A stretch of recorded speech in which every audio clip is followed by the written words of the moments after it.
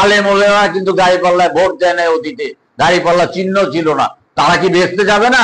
আজকে যারা ধর্মের দোহাই দেয়, বেহেশতের দোহাই দেয়, বাড়ি বাড়ি গিয়ে মহিলাদের বিভ্রান্ত করেন, আপনারা সেখানে 144 দফা দাবি আপনারা জারি করবেন। 144 দফা যে এই ধর্মের নাম নিয়ে কেউ ঢুকতে পারবে না এই বাড়িতে।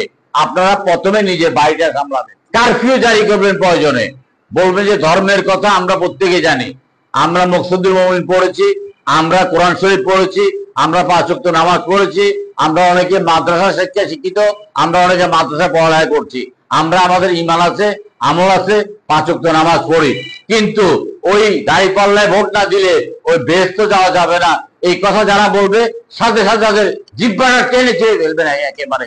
কারণ নবী রাসূলরা কিন্তু দাঁড়িপাল্লায় ভোট দেয় নাই, পীর আউলিয়ারা কিন্তু দাঁড়িপাল্লায় ভোট দেয় নাই, আলেম ওলামারা কিন্তু দাঁড়িপাল্লায় ভোট দেয় নাই, অতীতে দাঁড়িপাল্লা চিহ্ন ছিল না। তারা কি বেহেশতে যাবে না? তারা কি আপনার আল্লাহর সান্নিধ্যে যাবে না? এবং বেহেশতে কে যাবে না যাবে সেটা সিদ্ধান্ত নেওয়ার মালিক আল্লাহ তাআলা।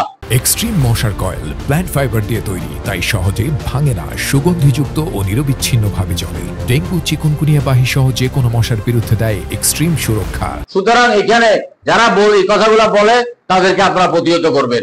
অনেকে আছে জানাজা নামাজের সামনে দাঁড়িয়ে, সে পুরুষ হোক মহিলা হোক, তার দরকার হোক বেদরকার হোক, আত্মীয় অনাত্মীয় হোক, সেখানে গিয়ে অনাহত ভাবে একজন মানুষ তখন একটু আবেগপ্রবণ থাকে, তাদেরকে তারা আপনার বেহেশতের বড়ি বিক্রি করে, সাথে সাথে স্টপ করে দিবেন।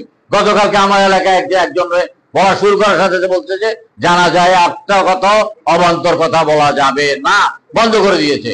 আপনার মসজিদে অনেকেই খুতবা পড়েন, খুতবা পড়বেন, আমাদেরকে ইমানের কথা বলবেন, আমলের কথা বলবেন, কিন্তু আপনার ওই দাঁড়িপাল্লায় ভোট না দিলে বেহেশতে যাওয়া যাবে না এই কথা বলার সাথে সাথে তাকে বন্ধ করে দেবেন।